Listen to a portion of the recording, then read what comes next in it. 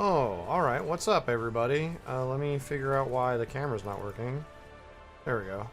There's the camera. What's up, everybody? Happy whatever day it is.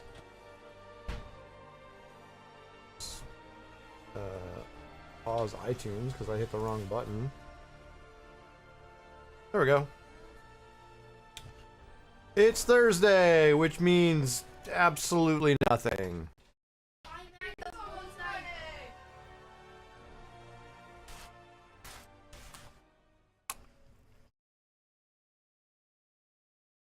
What?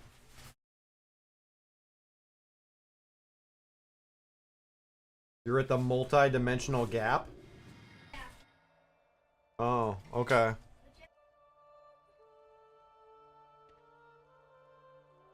You're at the money spot?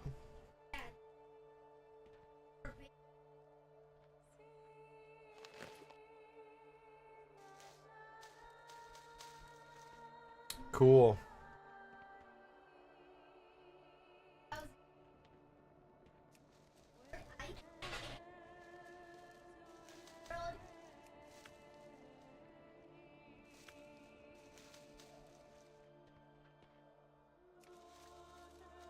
The good news is, we ran out of pellets yesterday, and I finally got the fire started right before I started streaming, so the house will be a decent temperature by the time I go to bed.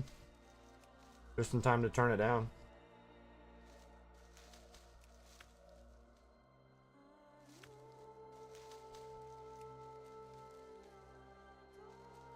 So maybe today, after I'm done doing flowers and housing dyes, maybe I'll load up some of the videos of people critiquing the video that we watched yesterday and compare notes.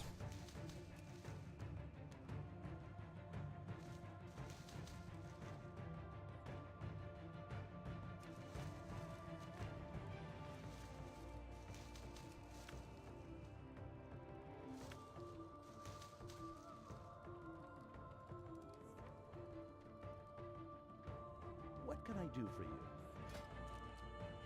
Safe travels. I'm one of those melodramatic fools, neurotic to the bone, no doubt about it. Oh, Plixie is not available today. Time to build up more garrison resources.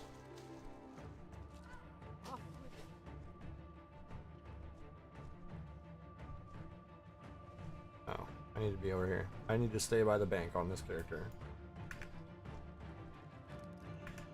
To analyze my dreams, she says it's lack of sex that's bringing me down.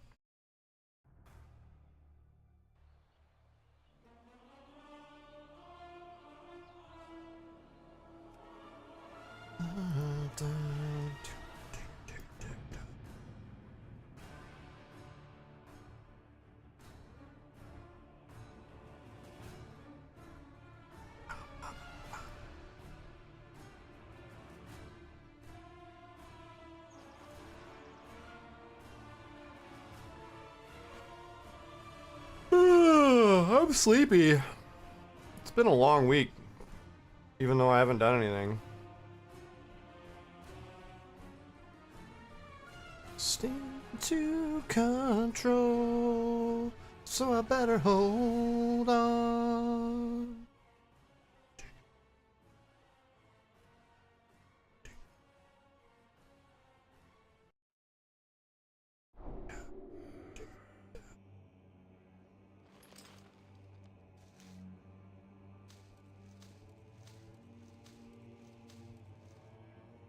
Sometimes I give myself the creeps.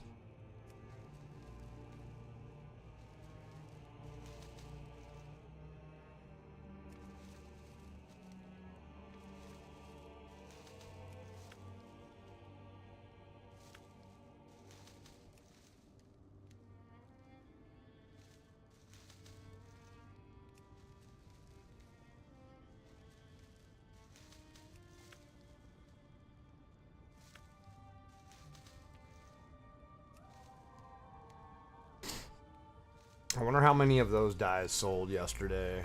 So on a normal day when Plixie's not the vendor, I make 3 to 5K a day. But I made like way more dyes yesterday. Because I had a lot of built up resources. Some characters had way more built up resources than others.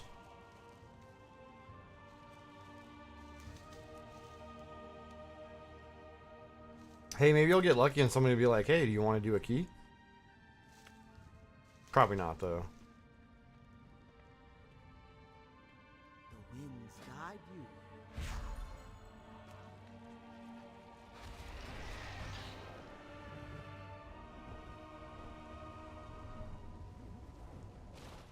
How may I aid you?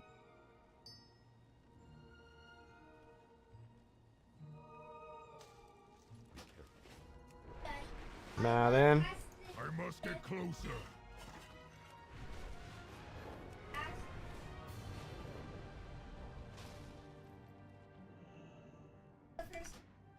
Cool.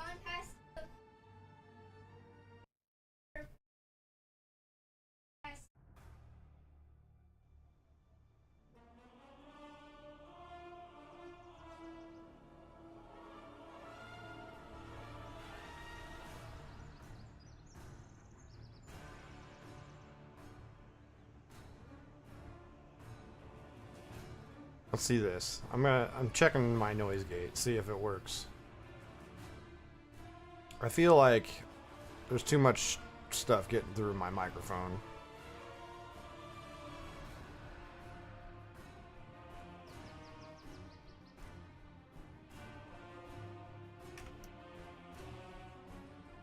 Maybe I'll turn the gain up.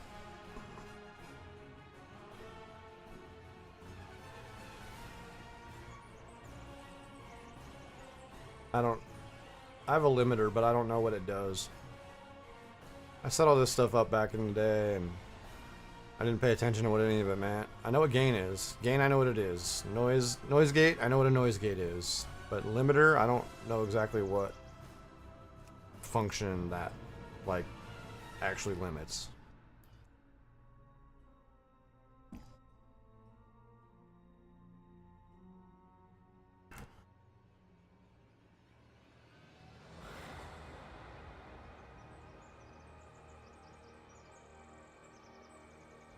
That picked up my mug hitting my keyboard. I don't like that. What I don't like is I'll be recording my TikToks and it doesn't fucking... like, it'll cut out in the middle of me talking. That's irritating.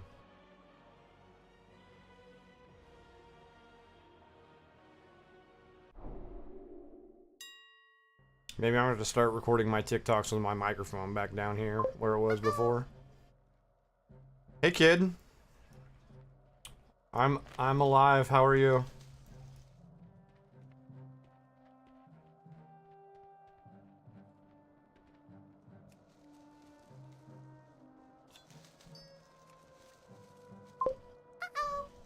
I'm tired and sore. Hey, funny story. I resemble both of those remarks. Throw in old and here we are.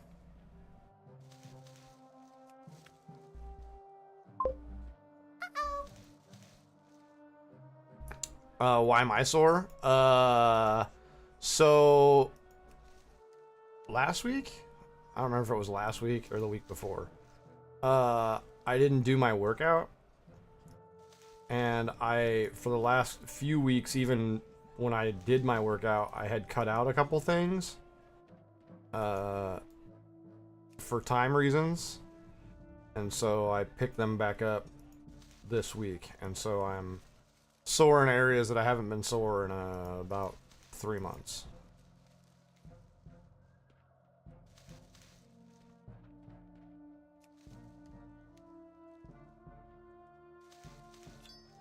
Also, just because like I get out of bed and everything creaks.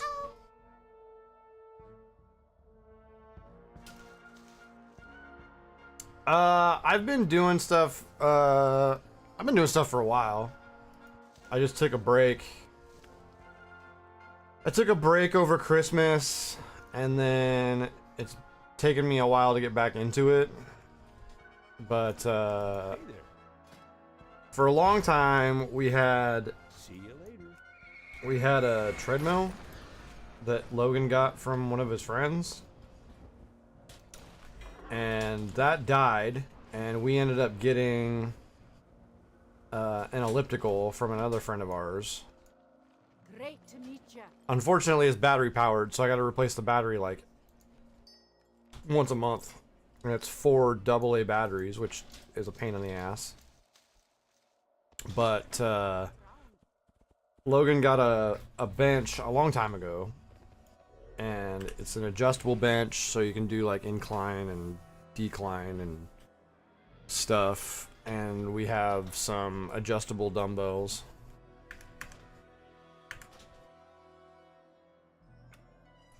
They go from 5 to 50 pounds. Do I want a walking pad? No. I probably wouldn't use it. Mostly because I wouldn't use it, not because it probably wouldn't be helpful.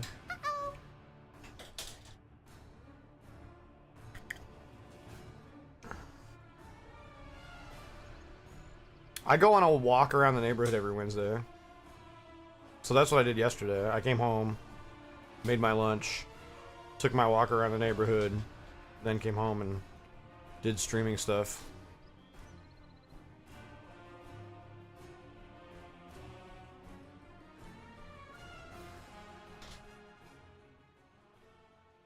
I don't know, your mom might like it. She won't get on the elliptical. Did I enjoy the halftime show? Yeah, the halftime show was fucking great.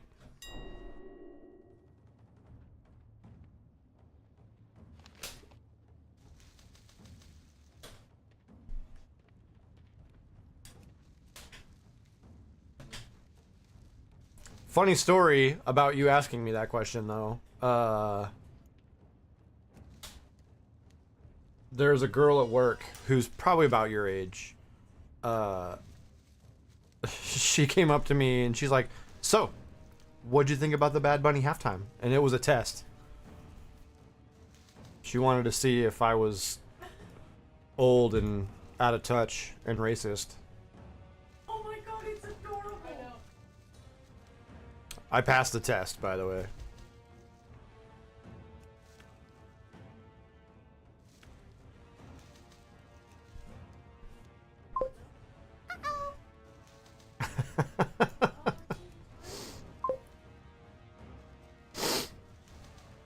Dude, so, like, I was telling your mom, she saw a video the other day that kind of summed it up really well about all these idiots who are like, "Oh, I just wish it were in English because I couldn't understand it." And it's like, people go to the opera and they don't fucking know Italian and they enjoy it. Or she said, people go to the ballet and they don't know fucking German. Oh, you got your chocolate rose. It's like, you don't need to understand the language to get the vibe.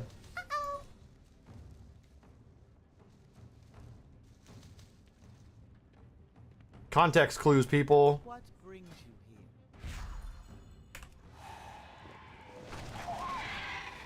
here? Yeah, exactly. Like, all the shit was there. Like, even when he was just speaking to the camera, like, you kind of get the vibe he was going for when he was talking.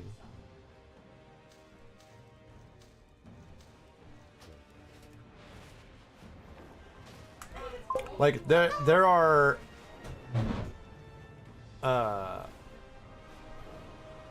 still a lot of like breakdowns of it that I still get on my feed, and like I appreciate them, but I think we're like to the point now where it's kind of like, okay, we can move on. Like, you either liked it or you didn't like it, and if you didn't like it, it's because you're racist.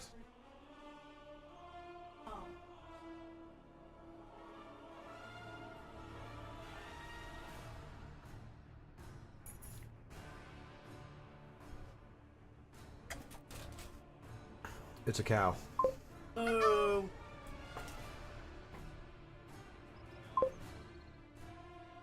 Yeah, so it's funny because I didn't realize when they were setting it up that the grass were people until they were coming off the field. I was like, oh damn.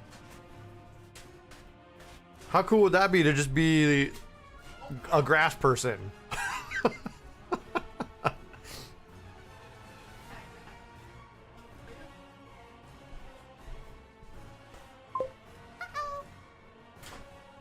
that's really nice. Oh.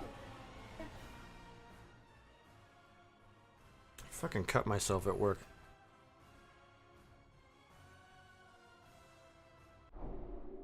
That's the second day I've cut myself at work, by the way.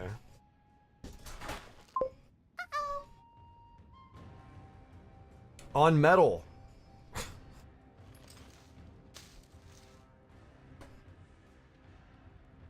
I'm making these parts, and when it parts it off of the bar, the one that cut me left a big sliver on the... What is this? For you.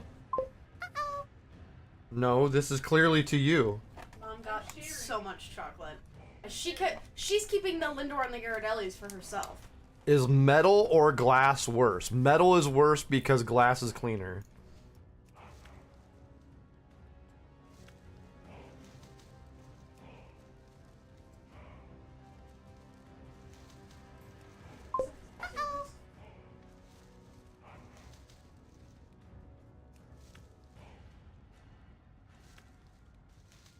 Also, metal, a lot of times, like, this is a pretty straight cut.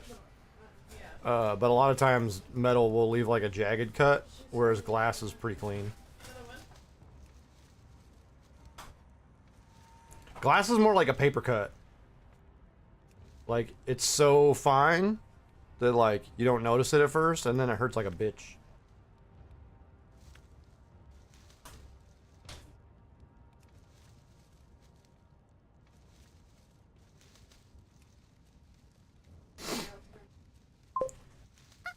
I did a bad one over Christmas on a grater.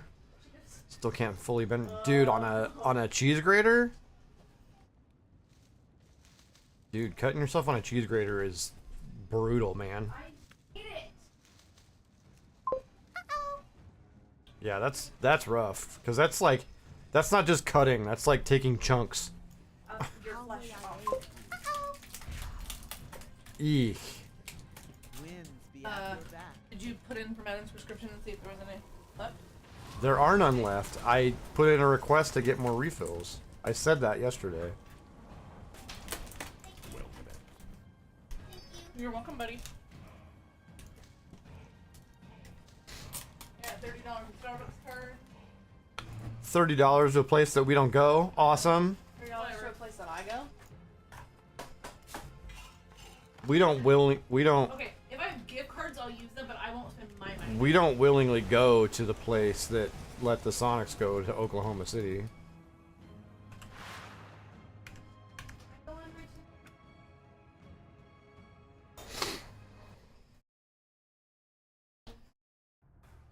Speaking of Oklahoma City, I tweeted out yesterday because the parade for the Super Bowl was yesterday, and I tweeted out that the Mariners' success and the Seahawks' success was the sports gods' comeuppance for allowing the Zombie Sonics to win an NBA title last season.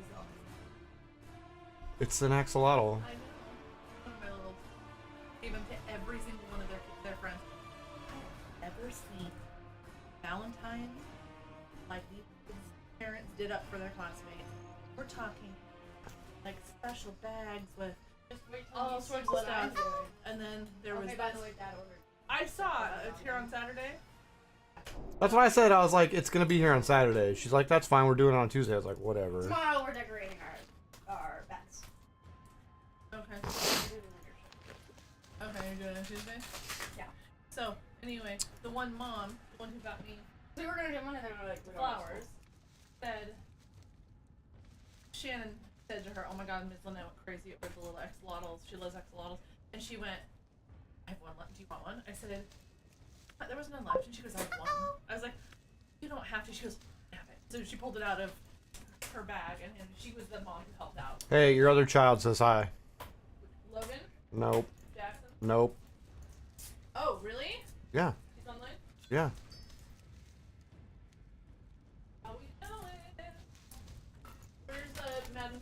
Where'd he go? Where's what? The soda for mac and cheese. Where soda goes. It's in the fridge. Moo. Yeah, your mom brought home a bunch of Valentine stuff from her students, and she's just like passing it out to everybody. I got a stuffed animal and flowers. I'm Yes. happy. A stuffed cow. I don't know what that has to do with preschool, It but says you're moveless. And then you're moveless. my coworker got me, A boba? and it's a Starbucks cup. Oh, hell, oh, you're right with that. Okay. And this is not for my coworker. Well, the funny thing is, it's not a. Look at how big this thing is. It's a bull. It's not a cow. Yeah. That's fucking huge. Uh-huh. You ever had these? What are they? Really good. They're Jolly Rancher gummies. Oh, they're whatever. They're not Jolly Ranchers. It's a boba. She's got a boba and an axolotl, and I've got a cow that's not a cow. I need to get closer. You got a bull. Yes. I mean, the bull still technically No, it could be a moves. Highland cow. Oh yeah, you're right. That could be a Highland cow. Oh yeah, I guess it could be a Highland cow. I told Grammy about what I thought we should do. Yeah. I mean, you know how my playlist works, right? Like, I don't pick my playlist. Yeah, you wanna know what I'm gonna do? It is a playlist that has been created that is all the songs that have been played on the end since its inception. So like this, or over there, wherever it is on whatever platform you're watching, like that's a playlist that's created based on the songs that are on the end. I don't actually pick them. I just put it on shuffle and go boop.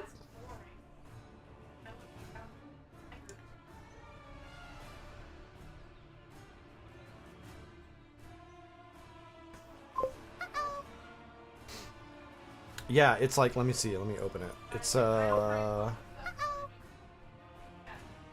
It is 1,066 songs. That is 69 hours and 58 minutes. What? Who doesn't like shuffle? That doesn't make any... What? Who just listens to shit straight through?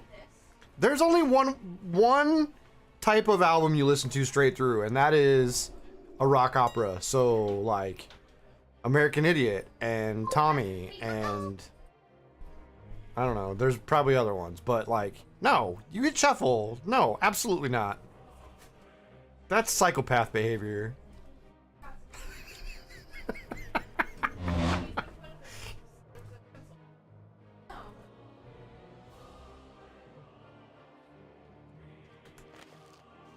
And you can tell him I said that. He found my Highland cow. Alright, maybe not. Maybe don't say Please that I don't. said that.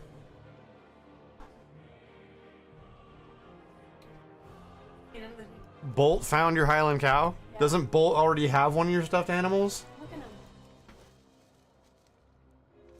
Oh, that's Bolt's now. They've been out for a week. What are you talking about?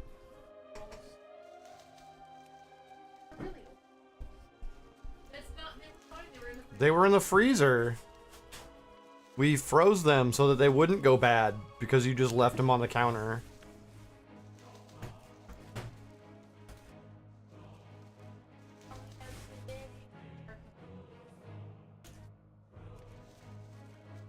I did think about listening to American Idiot the other day.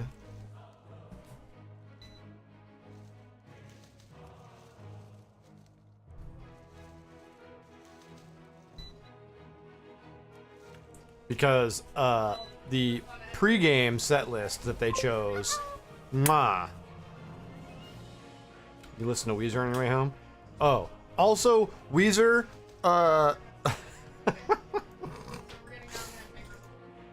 although I didn't technically choose this, that one Weezer concert I went to where they played the Blue Album and Pinkerton front to back and then front to back was acceptable.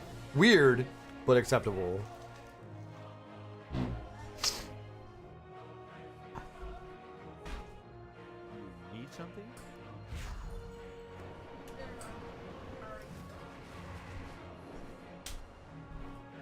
Your actual card.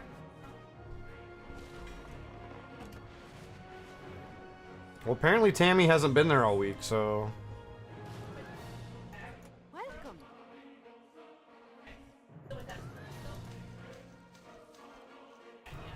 Watch your back.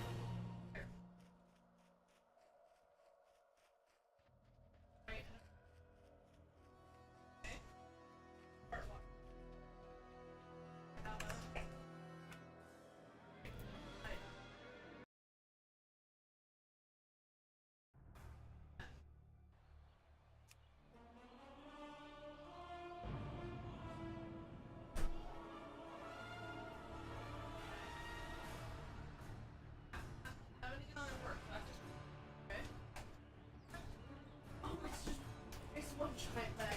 I figured. Oh, there's 2 bags.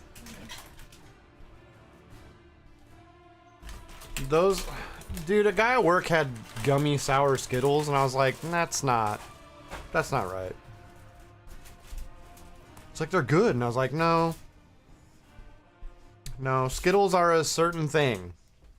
They can't be gummy. It's like Jolly Ranchers, can't be gummy. Jolly Ranchers are Jolly Ranchers. Sorry.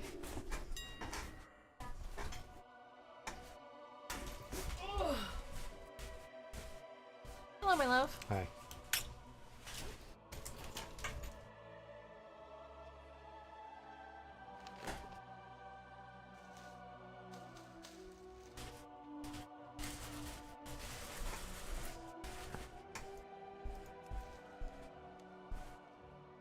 So according to our other child, their partner doesn't like shuffle. Thinks that you should listen to albums in order.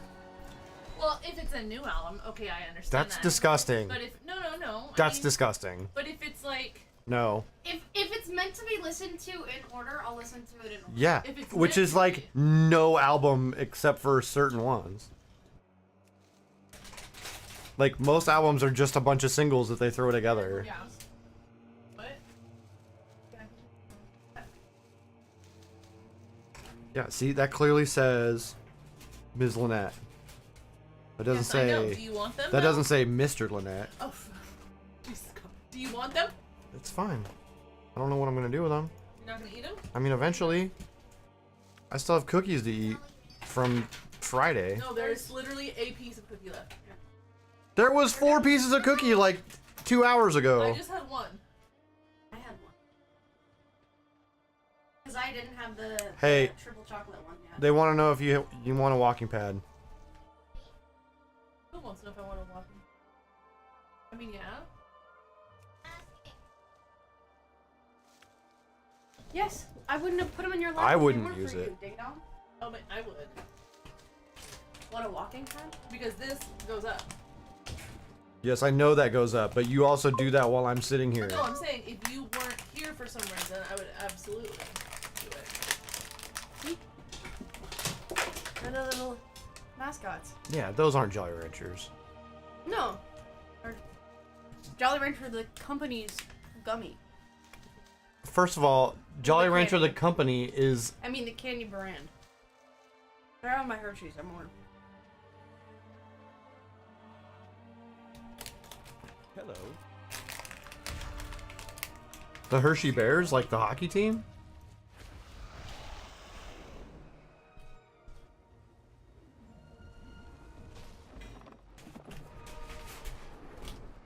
That always beats the Firebirds in the AHL playoffs. What's on your mind?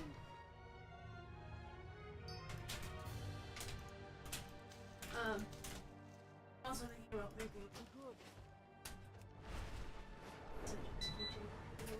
Yeah. All right. You need to be doing it fine. Ooh. Ooh, a piece of candy. Oh, piece of candy.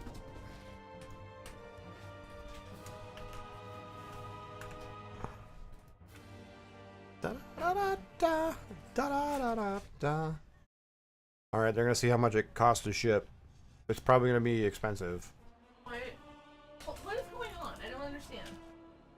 They don't want it anymore. They're asking if you want it. Oh. Dude, sell it somewhere and get some money for it instead. Don't ship it to me. That's silly. See if you can sell it on like place you somewhere and get some money for it. Giles is moving into your place? Alright, that's confusing. I'm confused by that statement.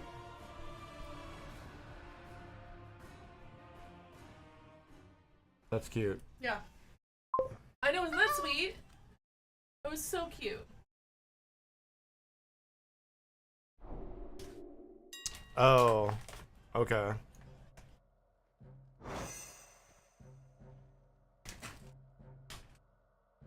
Well, I mean, I knew that was happening, but they're I didn't know that was happening. Why would I know that was happening? what they can't afford it. There's so many bills, medical bills, and everything. They're having to sell it.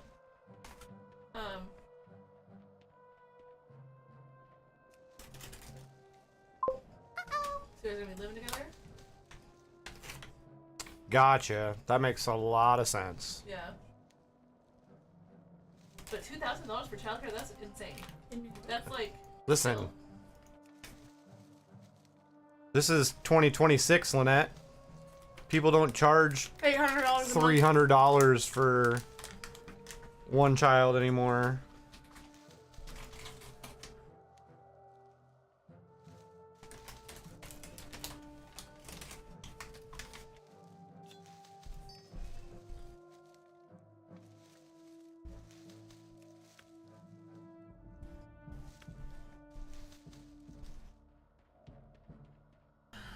So is he working from home? Is that why he can do that? He had been.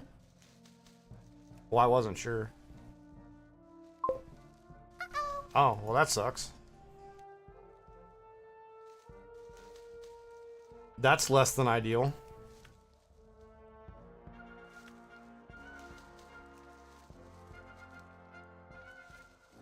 Definitely can't afford it when you don't have a job.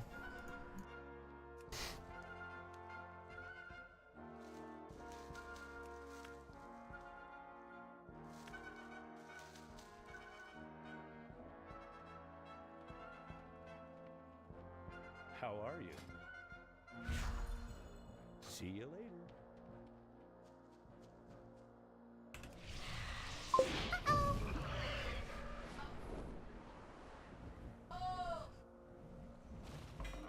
Yeah, that'll help.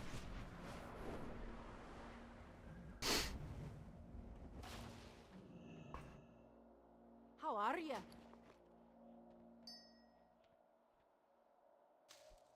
As long as you guys are comfortable with the arrangement. Watch your back. Have you heard anything from Logan about how he's doing? How he's feeling? I haven't talked to Logan. I got in there and there was nothing like wrong. Like, you know, normally at this point if you're still getting an infection, they would be worried that there's something wrong in there, like something got left or there's a chip or something.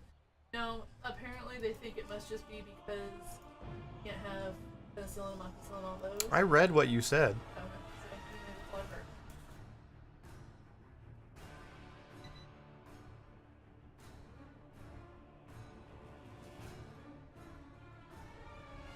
Yeah, I haven't talked to him.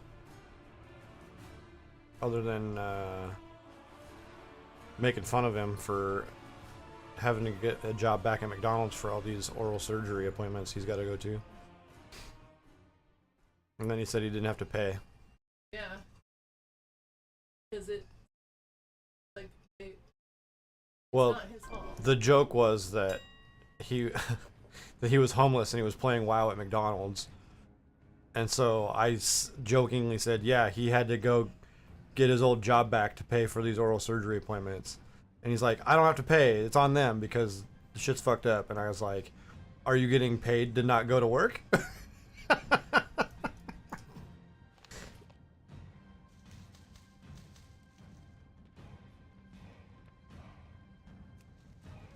He didn't answer. Yeah. I don't think he appreciated my joke. Just too bad, because I'm hilarious.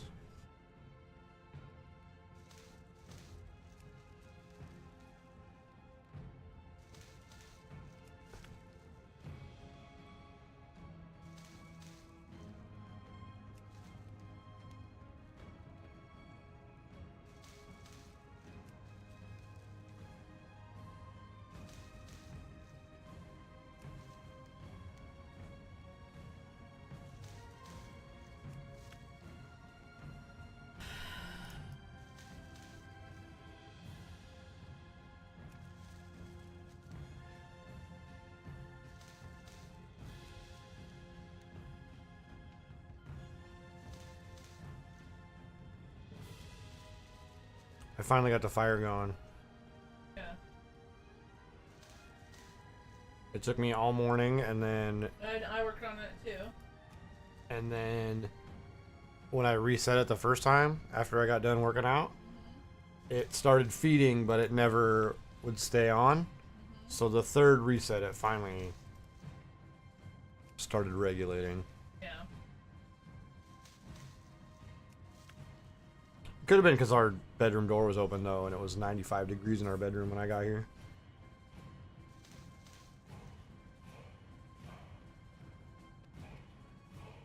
Who wish to speak?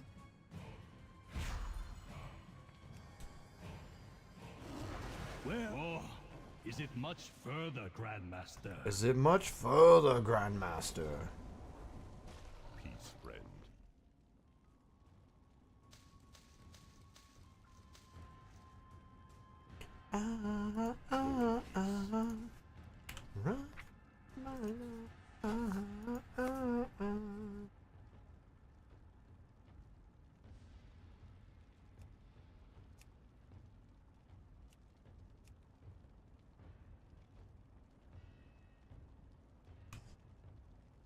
Good luck, Grandmaster. Good luck, Grandmaster.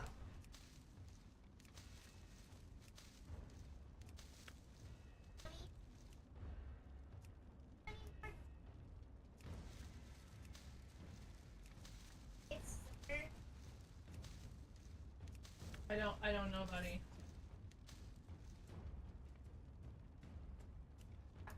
Go ask Google.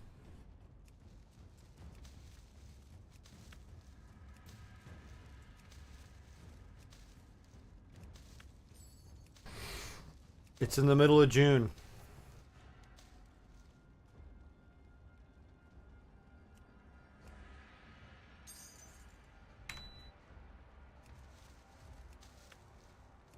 Hey, pull up what it says that our what we say we owe still on the cruise. It's like $1,400. They're saying we owe like 1,000. Yeah. Well, that's what it said when I looked at it the other day.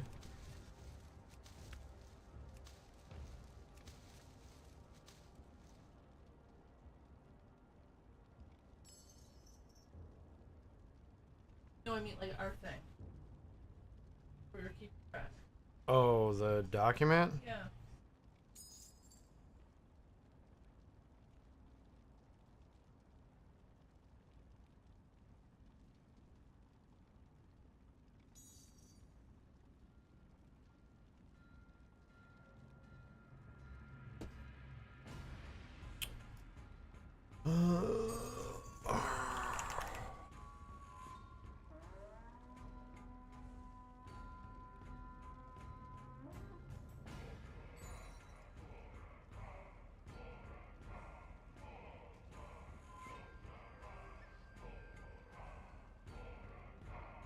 Is it a Word document? Because I don't see it here.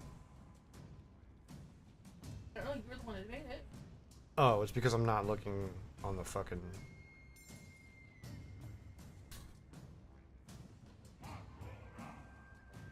$10.25.84.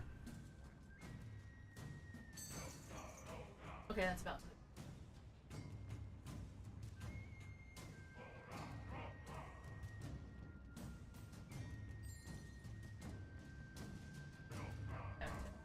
Yep.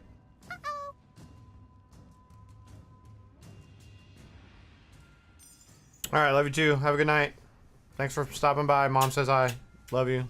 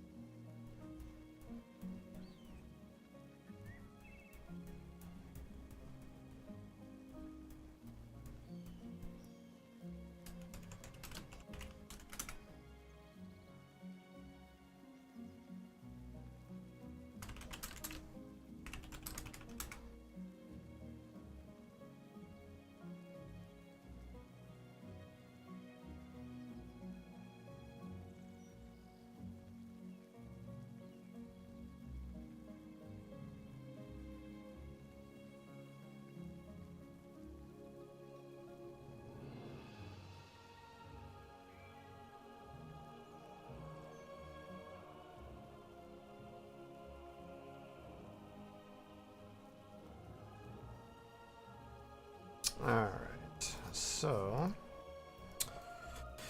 time to do my daily decor hunt. Good to see you again, Grandmaster. Every brick tells a story.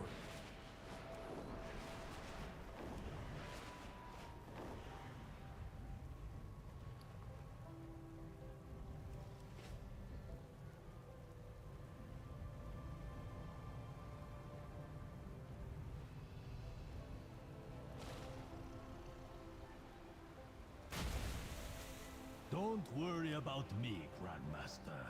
I remembered my water-breathing potions.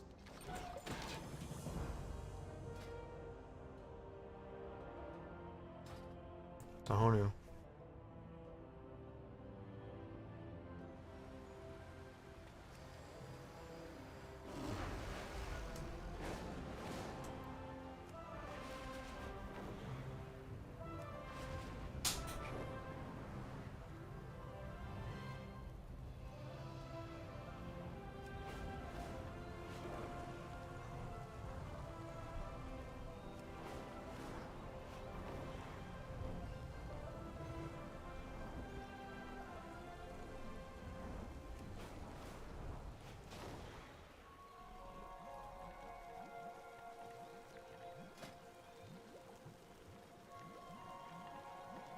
Good luck, Grandmaster.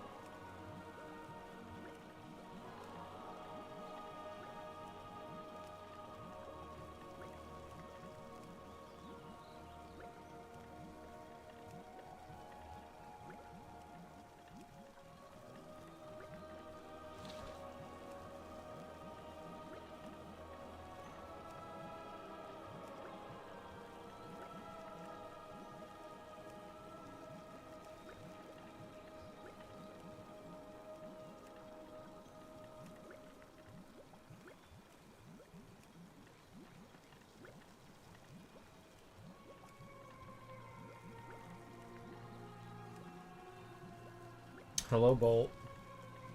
You were on something you weren't supposed to. I heard you jump down.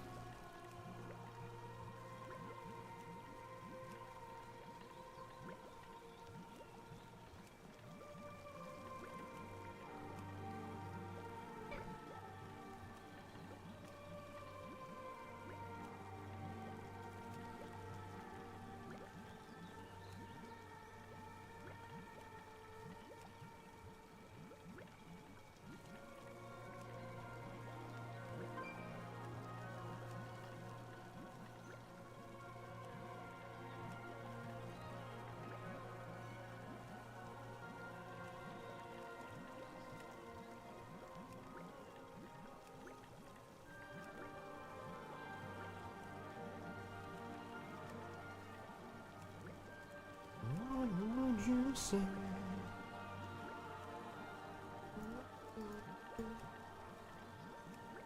You a doggy on a chain.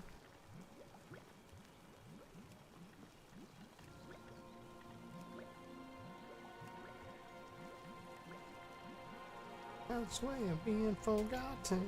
Mom, it's my birthday, would you say?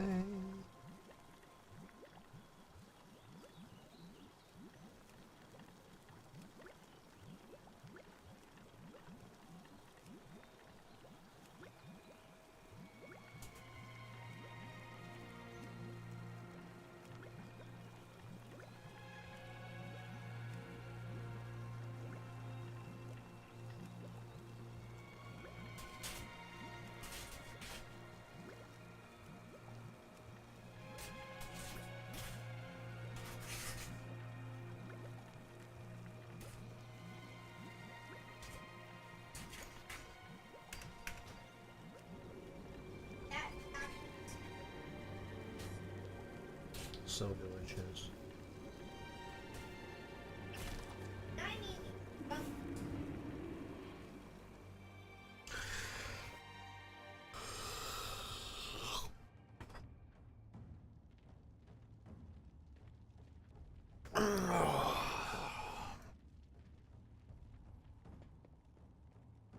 Greetings.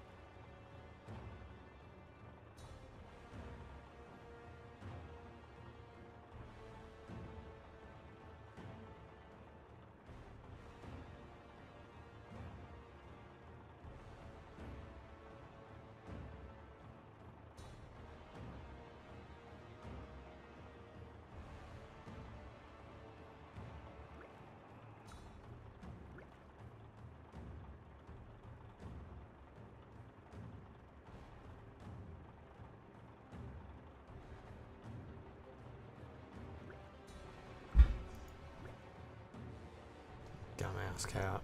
Bye.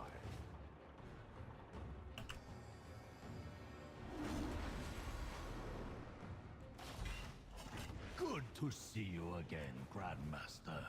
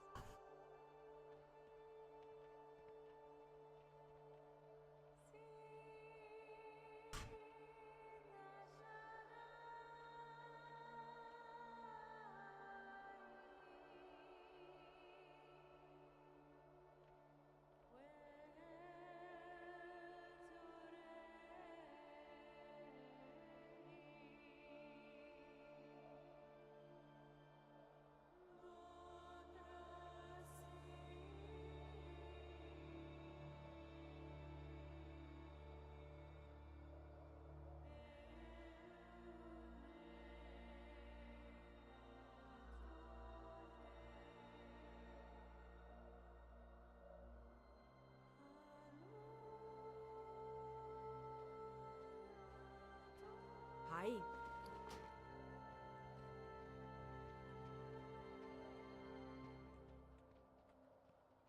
That wasn't supposed to do that.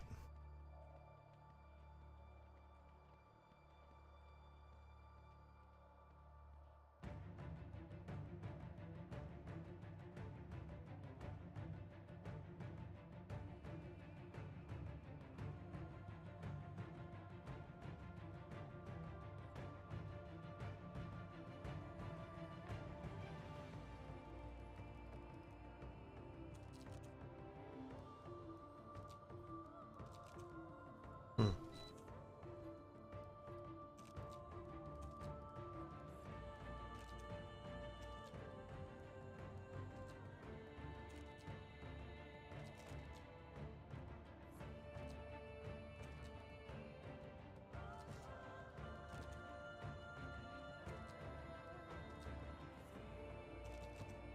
Alright, whatever.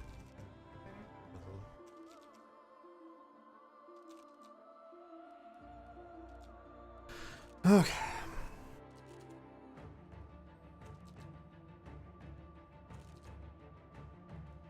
There's gotta be a way for me to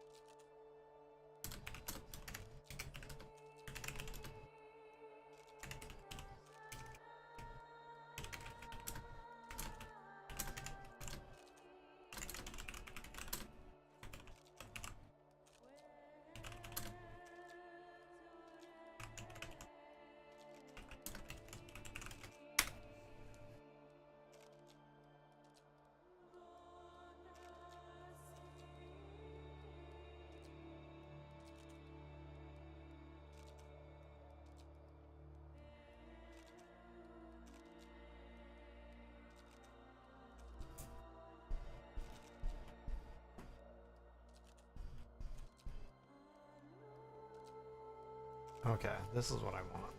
So, nope. Keep your Alright, feet on the so ground. if I go to TSM and I go to operations and I go to warehousing, create new operation.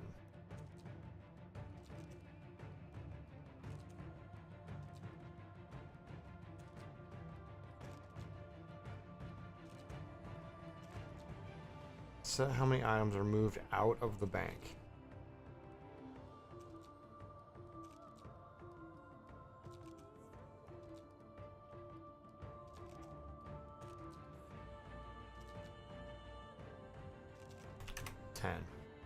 In the bank.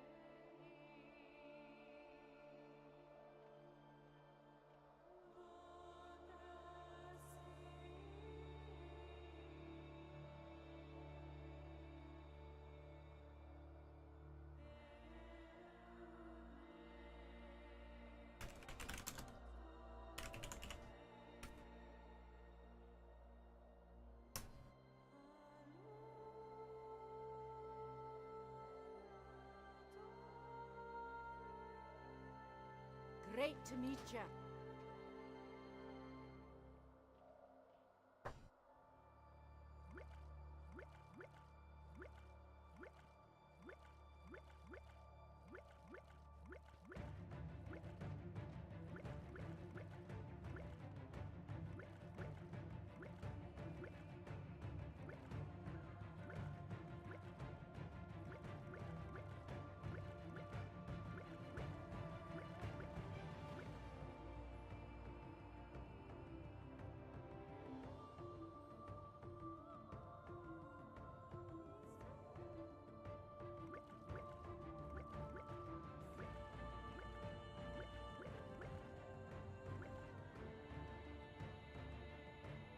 good.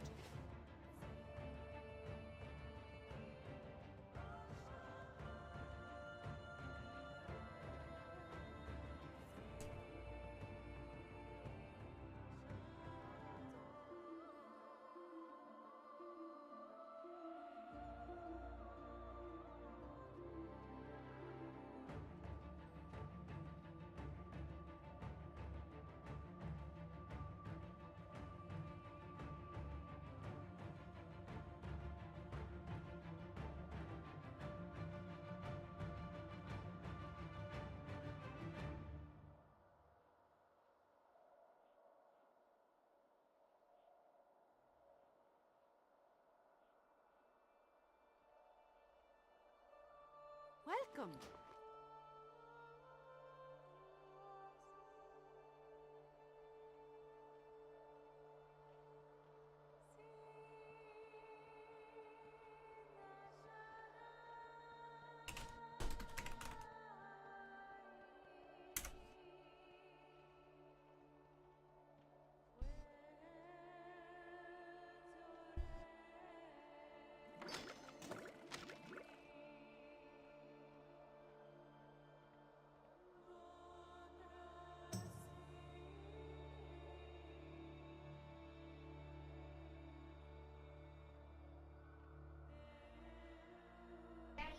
What?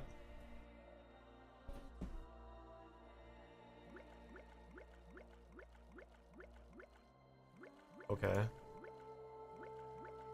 I had it. And I got Maybe there's underwear in your backpack. that was one where I accidentally had an accident. And yeah, and they're a bit too Then you just had a little on your handle it. Is that what you're telling me? Okay, so It's fine. like yeah. It like not that much but not just 2 drops or more.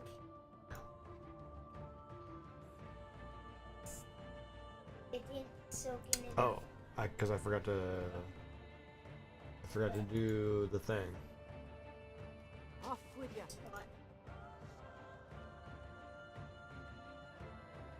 And it's a bit that's staying How are you? for a while is my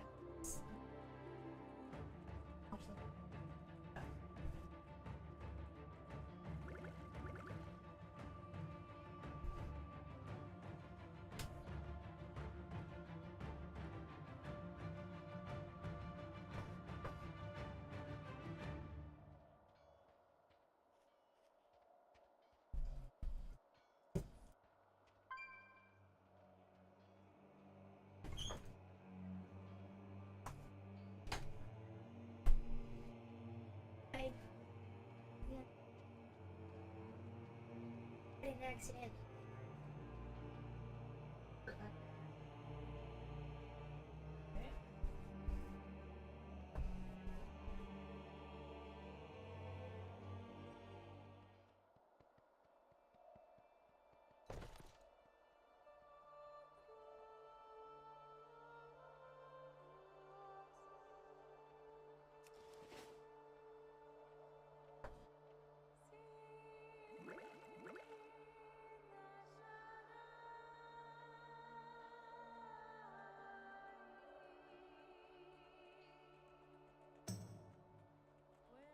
Oh, cool, it did it. Nice. This is way better. Should have set this up weeks ago. Oh, so good. Ah.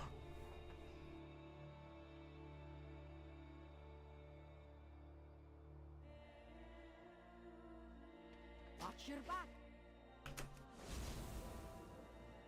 That is not the right mount.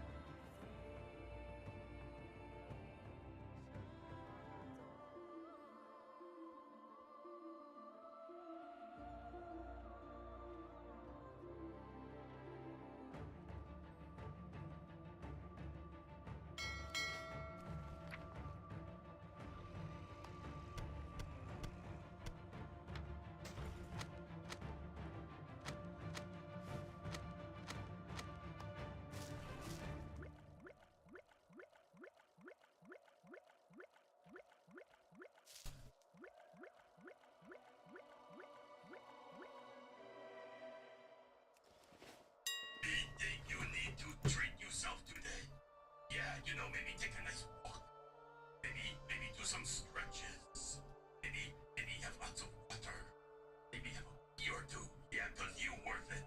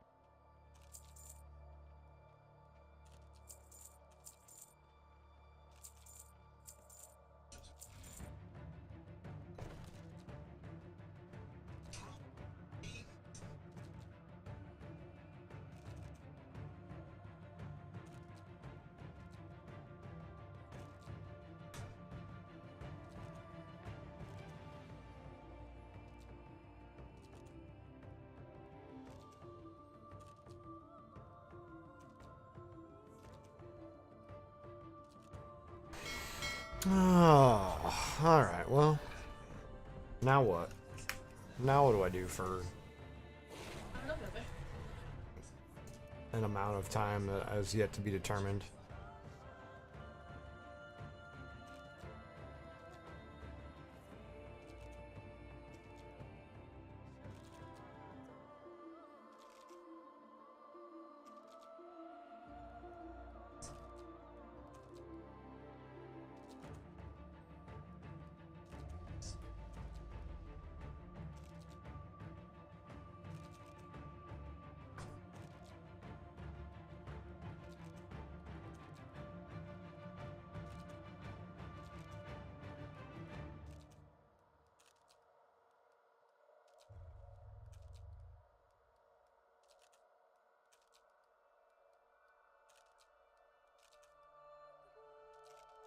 Added a date to knock on snow here. The 30th and the 31st.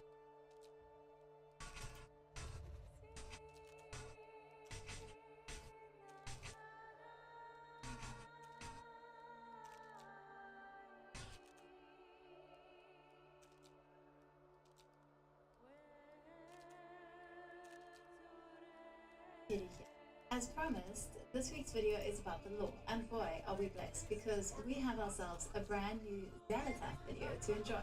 This is not a reaction video. This is a video to provide analysis, speculation, context, that sort of thing. Xanathach's animation supremacy finally gives us a little bit of backstory for Xanathach. But of course, we're left with even more questions than answers.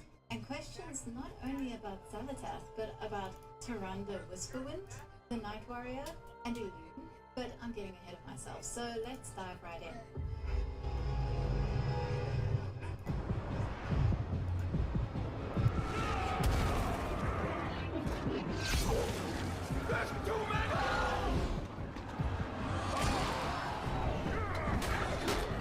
A quick recap of how we got to this scene. Salhadar is a villain who we first encountered on Outland during the Burning Crusade. Supposedly driven by his desire for revenge against Dimensius, Salhadar was leading a group of ethereals into becoming void themselves. In reality, Salhadar was working for Dimensius and gathering fragments from the Void Lord that had been scattered throughout the universe in order to bring him back. Either way, he was bad news, and we killed him. But during our recent visit to what remains of Koresh, it was revealed that he has since been remade in the Void. Salhadar survived? Oracles of Koresh! You dare defy your king! You dare break your oath! King Salhadar! You died, and our Earth died with you. No. With Dimensius as my master, I have been remade in the Void. Salhadar finally succeeded in his plan to resurrect Dimensius during Ghosts of Koresh, but with Xanathach's help, we managed to defeat them both. This time, we didn't kill Salhadar. Instead, while he lay defeated on the floor, Xanathach absorbed him. My reign!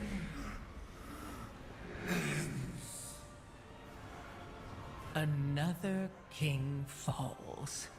You should be glad I know a loyal, tractable servant when I see one. No! That was the last that we saw of Salhadar. If this scene took place after that, then that suggests Xanathach may have imprisoned him and his followers on a realm that she controls, like the Void Storm, a void-formed realm we'll be dealing with in Midnight. Although, some people have pointed out that the scenery looks more like Outland, specifically Blade's Edge Mountains. So, maybe Salhadar escaped, fled to an old world he's familiar with, and built a following. Alternatively, there is the possibility that this scene actually took place long before we met Salhadar in Koresh.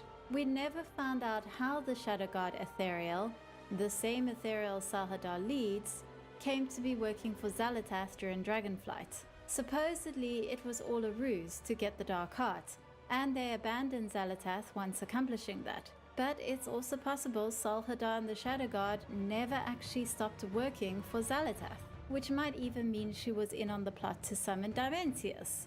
After all, Xalatath did end up getting everything she wanted in Koresh.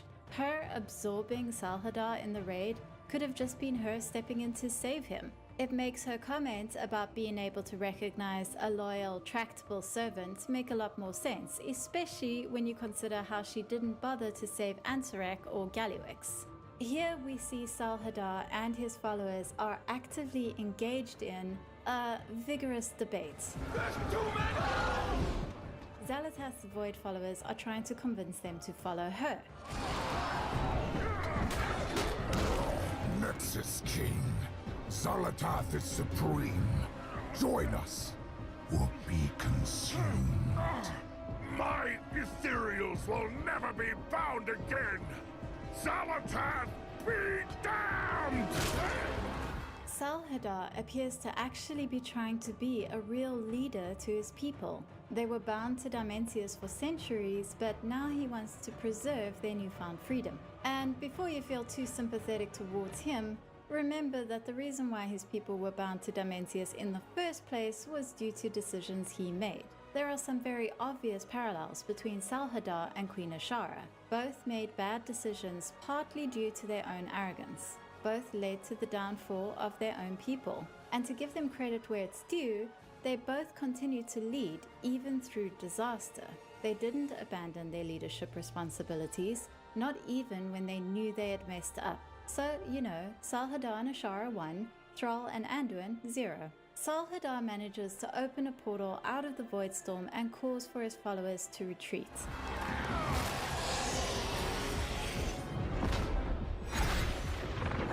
Retreat! Run now! And honestly, they could and probably should have just run. You know how any legend about escaping a terrible place like the underworld goes. You have to look straight ahead and run. Do not let yourself be distracted. Do not look back. And when Salhadar hears Xalatath calling his name, that's when he makes the classic mistake. He looks around.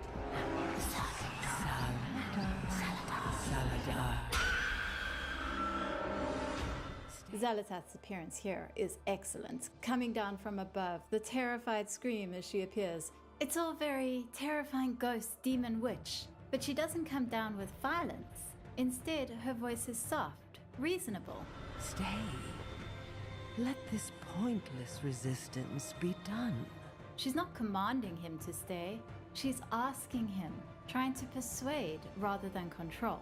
I also can't help but notice how, in this scene here, these crescent moon-like shapes that are part of her strange markings really stand out.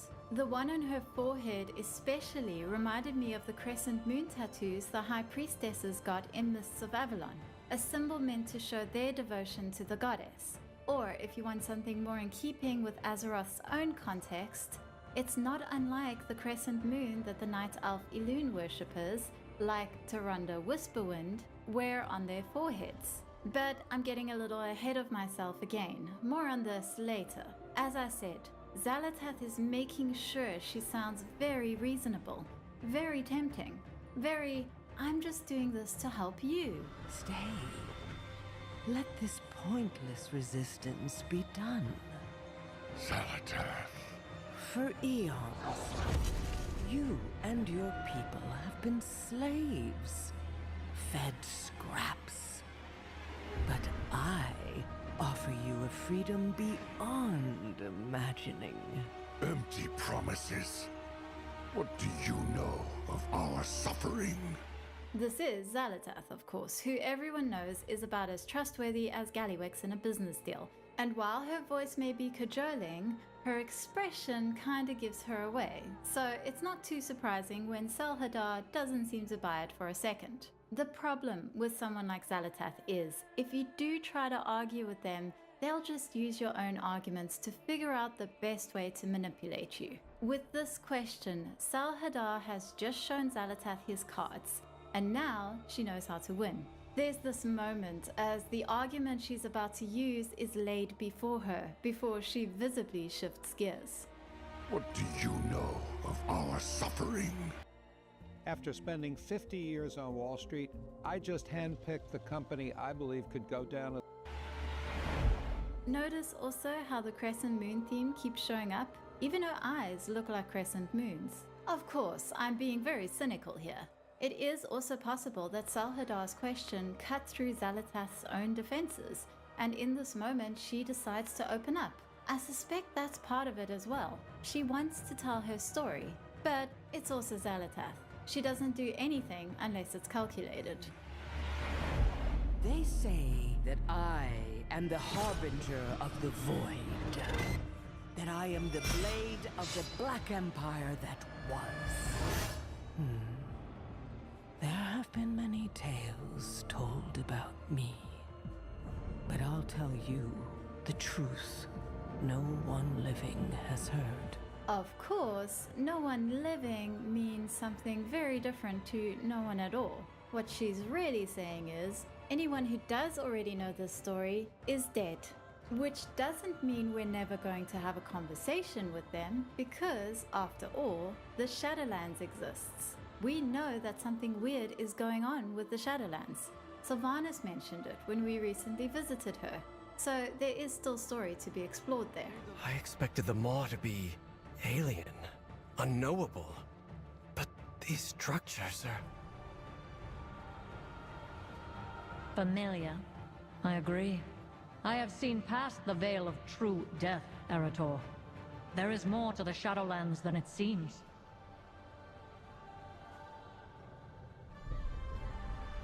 Why are you doing this, Sylvanas? Isn't it obvious? This is my penance. But more than that, it is my purpose. Erator is correct about one thing. I am a Windrunner. And I have not forgotten where I came from. But as I told him, now is not the time for me to return to the world of the living. You have noticed, have you not? The Maw, the Shadowlands, all of it. The question that has plagued me since the Jailer's demise. I know the truth of death better than most. This, it is too convenient, too ordered. I have made many foes on the path that brought me here. Most of them once called me an ally. I do not regret the choices I've made. Nor do I bear ill will toward those who met me with their fangs bared. But know this, I cannot stop now. I must not stop now. Or all I have done will have been for naught. Return to Azeroth, fight the battles ahead of you. One day our paths will cross again. But back to Xalatath, who reveals she was once mortal. Once, long, long ago, I was mortal, like you. This isn't actually news to us. We first learned this from a line that briefly appeared on the PTR. So briefly, I never got footage of it.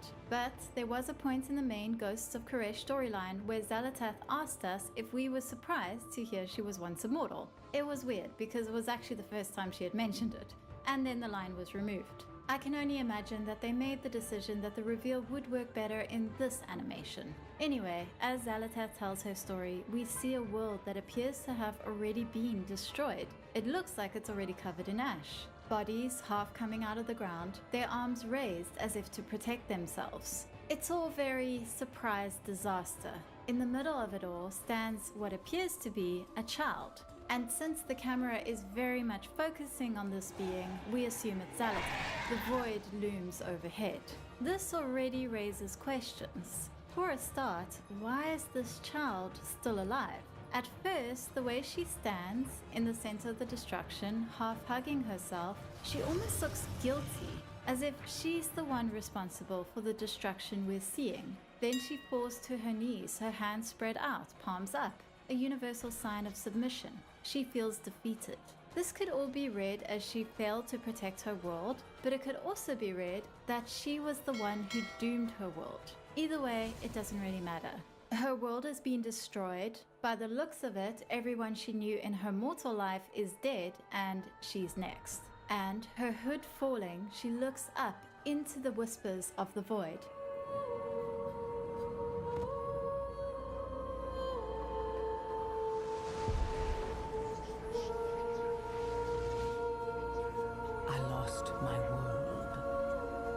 just like you. And I do just want to take a moment here to analyze the appearance of this mortal. For a start, I will acknowledge it's always possible this is not Xalatath. I doubt it though. The framing makes it very clear we are at least supposed to assume it is Xalatath, and when the child absorbs the void, its eyes transform to look just like Xalatath's eyes. Secondly, it's worth acknowledging that we don't know for sure that this is a child. It could be that Xalatath was from a race of creatures very similar to gnomes. The clothing especially isn't very childlike. The robes, the star pendant, and even the eye makeup all suggest some sort of priest. On the other hand, the bodies surrounding the child look like they're adult-sized. Perspective may be misleading here, but it does appear that she was not only childlike in appearance, but actually smaller than most of the other members of her race. So the assumption that this is a child is not an unreasonable one to make. But I also think she was a priest, or at least a child dedicated in some sort of priestly order. And I would bet money that it was an order that worshipped the light. Her makeup is gold, but initially so are her eyes, a red gold, and she wears a very prominent star around her neck. I wondered a bit about the symbol. At first I thought it looked like an 8-pointed star or a compass, but looking closer it has 12 points, 6 large and 6 small. I'm reminded of the cosmological charts. We have 2 that we know of so far. One places the force of light at the top, the other death, but they both show essentially the same thing. 6 large forces, light, shadow, life, death, order and disorder, and 6 smaller forces, earth, air, fire, water, spirit, and decay. Even if this is the meaning behind the symbol, I couldn't find any mention of 12-pointed stars in the mythology of Azeroth, but it did immediately make me think of the Empress Tarot card. In a traditional Rider-Waite-Smith tarot, she wears a crown of 12 stars on her forehead. This is a reference to the woman of the apocalypse in the book of Revelation. She's described as a woman clothed with the sun and the moon under her feet, and upon her head a crown of 12 stars. World of Warcraft has made biblical references before. For example, Yasharaj is known as the 7-headed one, or the beast with 7 heads. In Revelation, the woman of the apocalypse is about to give birth, and her child is threatened by a great red dragon having 7 heads and 10 horns and 7 crowns upon his heads. In other words, the same beast that Yasharaj has always been a reference to. And of course, Renilash, the final battle between the forces of the darkness and the forces of light that has been coming up over and over again lately, has always been a bit of a reference to the biblical apocalypse. And while I'm on this runaway train of thought, the World of Warcraft tarot deck decided to make Tyrande Whisperwind the Empress card, a decision that a lot of people found confusing. She seemed ideally suited for the High Priestess, a card that they gave to Jaina Proudmoore instead. It's always been a bit of an odd choice. Unless, of course, they knew something we didn't. But back to the animation. I drowned in hatred and vengeance, just like you. Xalatath tells us she drowned in hatred and vengeance as we watch this child accept the powers of the void. As I said, her eyes changed to be more like Xalatath's own, but this also can't help but remind me of another transformation, Tyrande's transformation into the Night Warrior. Experience Japan on a journey customized to you. Explore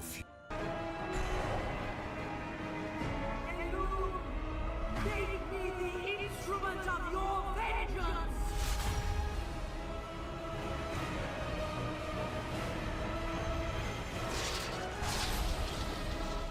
And hey, look at that! Later there's a Night Warrior Tyrande wearing a crescent moon on her forehead. The problem with the Night Warrior, we've always been told, is it destroys you. It nearly killed Tyrande.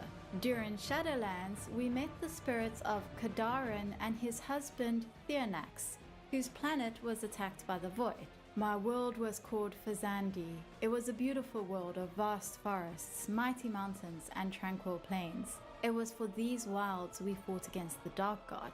Some generations before I was born, the Dark God landed on our world. The impact wiped out an entire kingdom and disrupted the balance of nature. No one who ventured into the area returned from the wasteland. Thernax eventually became the Night Warrior, and it saved his world, but it cost him his life. But it was actually Kadarin's mother who first ventured into the wasteland and attempted to invoke the Night Warrior's power. It was my mother who discovered the nature of what lived in the center of the crater. To slay the beast from another world, she tried to invoke Elun's dark face. She died. To succeed, we needed the power the last speaker had tried to invoke from Mother Moon. We fought over that. It had already killed his mother. He did not wish for it to kill his husband too. Ka'ardan's mother was called the Last Speaker. What an interesting title. After Xalatath accepts the Void's power, she's torn apart, and then her body is turned to ash. So on the surface, as her world is being destroyed around her, she reaches out to the Void just in time for her soul to be infused with Void and saved, while her body is destroyed by the same thing that destroyed the ashen bodies around her. But this could also show Xalatath, a priestess of the light just like Tyrande, taking on a power just like that of the Night Warrior, just like Tyrande did, and it destroying her body. This could even be Ka'ardan's mother. It'd be weird because of the whole looking like a child thing, but aging magic is something that exists in the World of Warcraft universe, so it could work. If this is a Night Warrior ritual that we're seeing, then Xalatath's found a way to survive it. If it isn't, well, I'm still suddenly find myself asking a lot of questions about Elun and the Night Warrior ritual again. Of all the godlike beings associated with the light, Elun remains the most interesting. Her sister is a member of the Death Pantheon. Elun herself grants void-like powers. What's going on with this moon goddess? I'm also really interested to know if I'm right about Xalatath once being a priestess for the light. Is she angry that her gods allowed her world to burn, the same way that a lot of night elves feel about Elun? Is that why she chose to embrace the void, and why she claims to value survival over anything else? Elun, make me the instrument of your vengeance! I lost my world, just like you.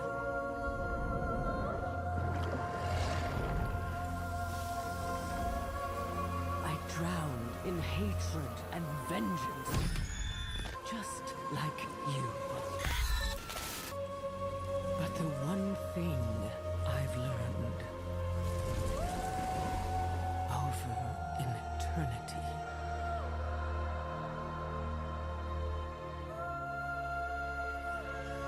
is that survival is all that matters. Xalatath crumbling into dust is particularly visceral. It also puts me in mind of the way Locust Walker began to crumble when Xalatath killed him, which makes me wonder if they were basically killed by the same magic. I do want to take a moment to appreciate how, after days of the most annoying people alive complaining about the Disneyfication of World of Warcraft because of an outrage they manufactured over a quote they purposefully misunderstood, Blizzard gave us a cinematic that includes a cute, Disney-looking character getting torn apart in graphic and horrific detail. But it has big eyes, so I guess that's kinda Disney. Of course, there is all this focus on an extremely powerful and dangerous woman, so I guess it's true. World of Warcraft has been thoroughly feminized. It's ours now, and we're not giving it back. In the end, Xalatath's conclusion is that all that matters is survival. Specifically, survival for the creatures of the Void. What I'm about to do ensures survival for all our kind. Our kind? You are one of us. You are void now.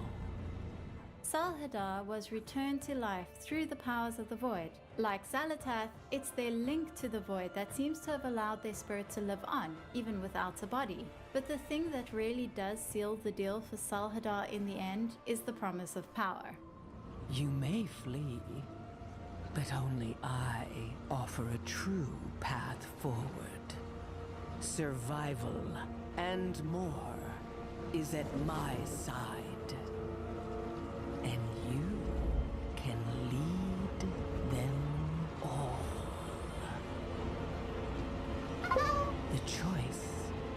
is yours.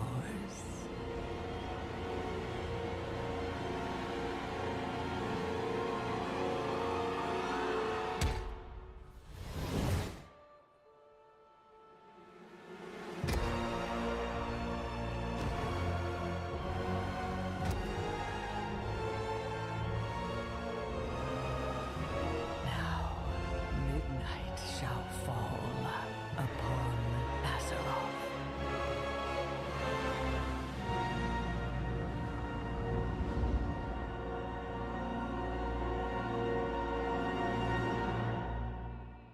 This should remind us to be cautious of being too quick to believe Xalatath as well. She talks about survival, a sympathetic cause that anyone can empathize with, but she's chasing supremacy, a dangerous cause that makes anyone a very serious threat. And when Salhadar makes the decision to close the portal and kneel, Xalatath's smug smile is so self-satisfied. Once again, her manipulations have been successful and she really loves winning and successfully controlling people so much.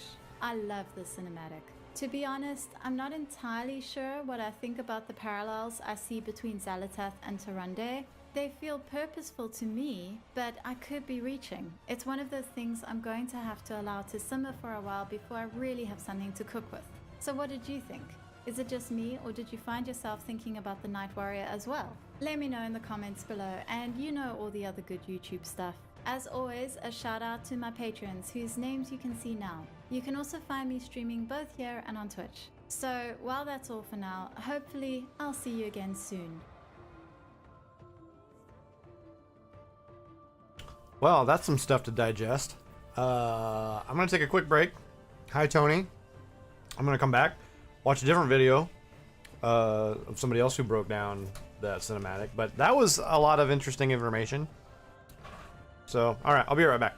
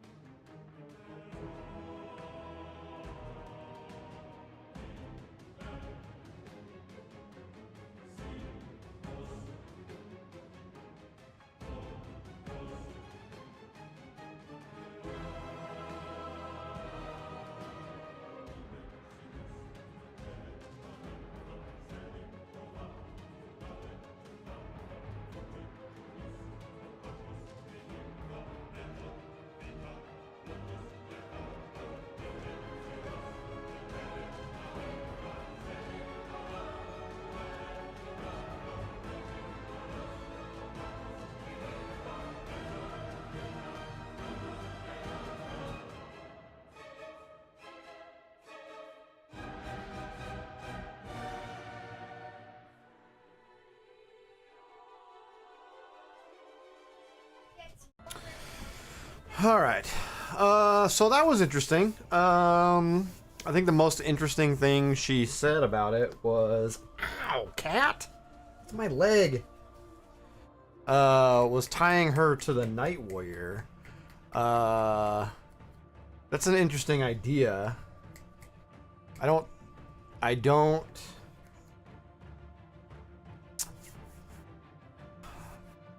know how I want to approach that theory. So her reference to the Night Warriors because Xalatath has the crescent on her forehead, but crescent could mean anything. Like, that's not like a universal moon symbol.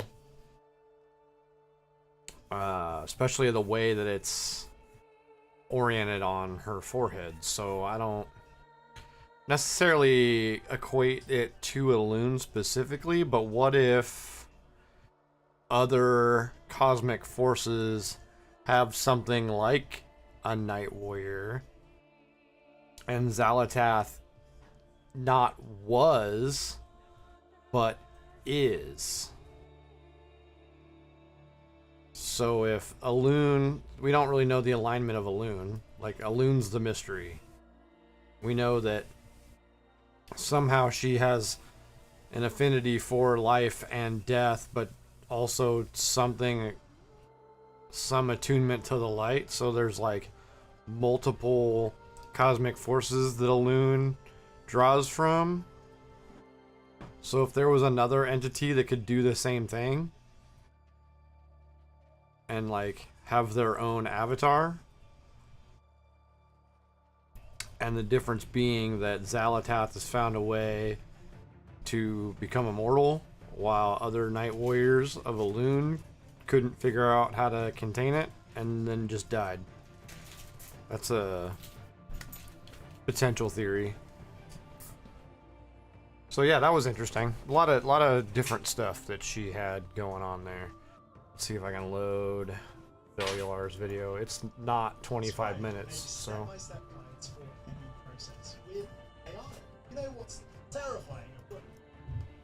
Okay, so here's Bellular's video.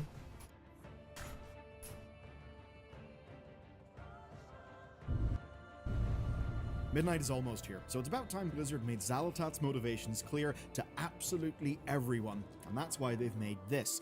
It's a cinematic called Supremacy, and today I'm going to break down what we've learned and how it connects to all of the lore that we already know, so you're going to learn a hell of a lot, including what it all means for Midnight. Okay, let's get stuck in.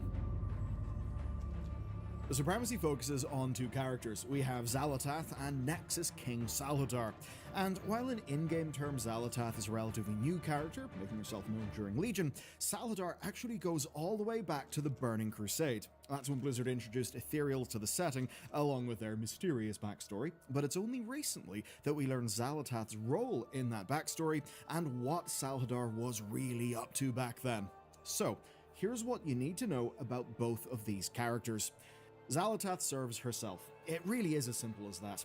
During the War Within expansion, Illyria dispels any rumors of Xalatath actually being a secret fifth old god, and she simply says Xalatath is, quote, a survivor from the depths of time.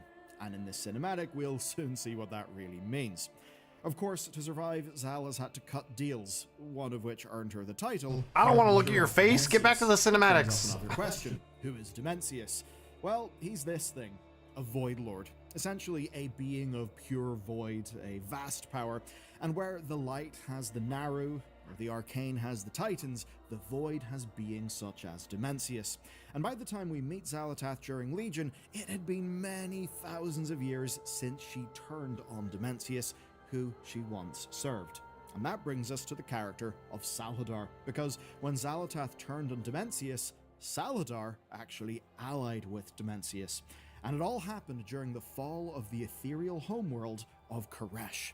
And knowing about that is key to really getting what goes on in this cinematic. Xalatath is an ancient being. Now, she was once mortal, but that was a long time ago. And for much of her existence, she served as harbinger to Dimensius, the big Void Lord. She would scout around 4 worlds for him to consume. But in truth, Xalatath has only ever served herself. And when Dimensius came for Koresh, the ethereal homeworld, Xal'atath played both sides. She helped the Koreshi develop the technology that would save them, and whenever their own defenses began to destroy their bodies, she helped transform them into energy beings, of course, the energy beings that we know as ethereals. This was not done out of kindness, of course. Rather, the technology that they used to survive was her ticket out of Dimensius' service. Salhadar was actually High Priest of the Koreshi back then, and he opposed Xal'atath. And when the whole crisis hit, he had secretly turned on his people, he seized power, and he declared himself as High King. Now, he did not succeed in saving Dimensius, but whenever he lowered the Ethereal's barriers, he forced a desperate gamble. Basically, destroy Koresh itself to take Dimensius with it. Of course, with Xal'atath transforming the Ethereals into energy beings, they were no longer bound to their world of Koresh. They could go elsewhere, and that meant that Koresh could be sacrificed in this final gambit to destroy Dimensius. The plan almost worked, but not quite. Let's just say they fired things off too early, and ultimately Dimensius was not destroyed. Rather, Dimensius was shattered, and those pieces were scattered throughout the cosmos. So for Xal'atath, while she had gained her freedom, she did not gain ultimate victory over her once boss, Dimensius. Salhadar went on to form a group called the Ethereum, and they ostensibly were hunting down whatever bits of Dimensius survived. They were fighting fire with fire, trying to kill void with void. That's why, in the Burning Crusade, they were our enemies. But in secret, that's not what they were doing. What they were actually doing was gathering the fragments of Dimensius, all so they could one day reform him. And that's why we end up meeting them in the Burning Crusade. Now, there would be many run-ins with that group of Ethereals over the years, but for our purposes, we'll now fast forward to patch 11.2. That's the final major patch of the War Within. And since the fall of Koresh, Xal'atath has schemed her way across Azeroth over so many thousands of years. Of course, we meet her in Legion, she gets her body in battle for Azeroth, and eventually, in Dragonflight, she gets the Dark Heart, and she starts collecting all of this energy into it. And by the end of the War Within's initial campaign, it all looks great for her, until Illyria Windrunner cracks the Dark Heart. Xal'atath needs to get it fixed, so she goes to the people who initially built it, the Goblins, only for a servant of Salhadar to snatch the Dark Heart from under her nose. Thanks Galliwix for being a bit of a moron. Those Ethereals then used its stored power to reform Dimensius. That then led to patch 11.2. It forced a temporary alliance between us and Xal'atath that saw us storm Manaforge Omega, defeat Salhadar, and end Dimensius, whose power Xal'atath added to the Dark Heart. And by the end of the patch, she really does possess all that she needs. And as her forces mop up the remnants of Dimensius's, they come upon Salhadar. And that is where this cinematic begins, and now you understand how those characters got to this place. Supremacy opens on a battlefield and a massacre. Xalhadar's Ethereals are fighting void creatures, and they are losing badly. The camera makes it clear before anyone speaks a word. Salhadar is shot at eye level or below, surrounded, overwhelmed. And then the demand comes. Xal'atath is supreme, join us. He refuses. His forces retreat. He says, I don't want to do another bargain with another person. Obviously, for such a long time, his lot had been bound to Dimensius. But in reality, it's all over before it begins, because this is not a negotiation between equals. Xal'atath then approaches this defeated man, and her opening pitch tells you exactly the type of manipulator that she is. Quote, for eons, you and your people have been slaves, fed scraps, but I offer you freedom beyond imagining. And here, she's not necessarily threatening him. What she's doing is she's framing herself as his liberator. The Void Lord he served is gone. The Ethereum failed. And she's offering him a story where he's not a traitor who backs the wrong side. One where he is a victim who was never given a real choice until now. Salhadar pushes back, saying, empty promises, what do you know of our suffering? And that's where we see something that is new. Xalatath dismisses the mythology that's been built up around her. She says, "They say I am the harbinger of the void, that I am the blade of the Black Empire that was," referencing her time where it was thought she was in the service of the old gods, such as N'Zoth. But then she says, "I'll tell you the truth, no living being has heard." The camera pushes into an extreme close-up on her face, and then the flashback begins. And here Blizzard make a very deliberate choice about how they show her, because her mortal form is a child, wide-eyed, terrified, engulfed by void tendrils that dwarf her, tears streaming across her face. And then the transformation. Skin cracking to pale stone, eyes flooding with purple, mouth open mid-scream, reaching out. And essentially, it is transformation as violation. There is no power fantasy in what's happening to her. It is just a child being consumed by something that she can't resist, and in all likelihood, that she barely understands. She says, "I lost my world, just like you. I drowned in hatred and vengeance, just like you." She's drawing a parallel between her suffering and Salhadar's. Of course, what she doesn't say? Well, she was his harbinger. She was scouting out worlds. She is the reason he lost his world. That shared trauma she's invoking, well, she manufactured half of it. And then there's the pivot. Survival is all that matters. This is not some grand philosophy. This isn't some jailer-like, I have to set the cosmos right. It's not some big wisdom, it's just her operating principle. It's simply what she's had to do to continue existing.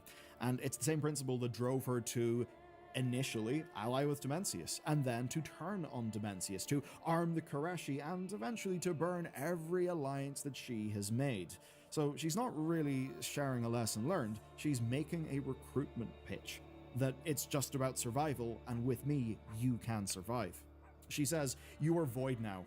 You may flee, but only I offer a true path forward. Survival and more is at my side, and you can lead them all." You'll see, it's not her saying, "Serve me." It's her saying, "Lead them." She's offering him exactly what he took for himself on Koresh. Power, title, command. She is handing the man who declared himself High King another crown. And of course he takes it, but the visual language tells you everything about the cost of his acceptance. We see one cut where Salhadar goes from battered and diminished into full void-infused regalia, armored and armed, stepping through a portal. It's a Faustian contract rendered in one gorgeous edit. Basically, all of this initial power is what compliance buys you. Visually, we understand why he says yes, even though we recognize it's a trap, and even though he likely recognizes that it's a trap. We then see the kneeling. Rows of ethereal soldiers, heads bowed, weapons drawn. It's pure feudal imagery of oath-swearing, of vassalage, and it's quite significant. You see, the void is usually depicted as madness, chaos, whispers in the dark. It is unhinged. But what we see is that Xalotath's drive for survival is turning void into empire, into hierarchy. She's essentially using survival of the fittest and raw power to beat a hierarchy into something that is naturally chaotic and disorganized. That's perhaps what makes her different from, say, some of the old gods. But then we get the final shot. Xalotath floats above a vast army, void creatures towering behind her, ethereals kneeling below, Salhadar at the center looking up. We see the dark eclipse in a burning orange sky, and that is actually quite significant. The whole cinematic has been running on a color tension, purple void energy against an orange sky. But that orange isn't the pure golden light that most of Warcraft's heroes channel. What we see is that when the light, even something like a sunset, is near or in and around Xalotath, it appears darker, fierier. And if you've seen Varis's visions in patch 11.2.7, you'll see that angry, consuming light devouring the people she loves. You'll recognize the color. So this is the zealous light, the extreme light, which is something Midnight is actively setting up as its own kind of threat. And in this we see Xalotath floating at the center of both, the void that she wields and the light that we will wield, perhaps inadvertently, against ourselves, all of which will fuel her plan. And if that seems weird, do remember that as a dagger during Legion, she once whispered to us, calling the Naru, quote, long lost brethren. And with that in mind, the final frame is more than just a pretty visual. It's showing that she's not here to defeat the light and to eliminate it. It's more showing she's here to consume absolutely all of it, and that even the light will be bent towards her ends. And then she ends on Now Midnight Shall Fall. And with that, our cinematic ends. So you might be wondering, okay, what does this mean for Midnight? And what's going to happen next? Whoa. What's that? I just built a budgeting app in Base 44. Guys, Next. Okay, how do we get from this cinematic to the Midnight expansion? It's actually fairly simple. At the end of patch 11.27, we see Xal'atath finally use the energies held within the Dark Heart.